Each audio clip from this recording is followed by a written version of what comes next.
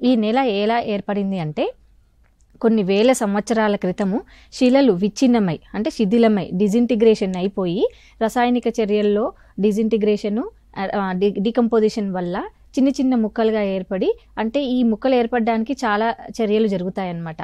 ఎలా అంటే వేడి ఎక్కువ అవుతుంది, చలి గడ్డగట్టడము, మానవ సంచారము, మనకి రాళ్ళల్లోకి మొక్కలు చొచ్చుకొని పోవడము, ఇలా రకరకాల చర్యల వల్ల ఈ శిలలు అనేవి శిథిలమయ్యి మనకి చిన్న చిన్న ముక్కలుగా అయ్యి కొన్ని సంవత్సరాలు అంటే నేను చెప్పాను కదా ఒక నేల పై పొర ఒక అంగుళం ఏర్పడడానికి 1000 సంవత్సరాలు అంటున్నా. ఇన్ని సంవత్సరాలలో అది తదితర రూపాంతరాలు చెంది మనకి చిన్న చిన్న ముక్కలుగా అయిపోయి నేల అనే రూపంలో మనకి మట్టి అనే రూపంలో మనకి భూ ఉపరితలం పైన ఏర్పడింది అనమాట.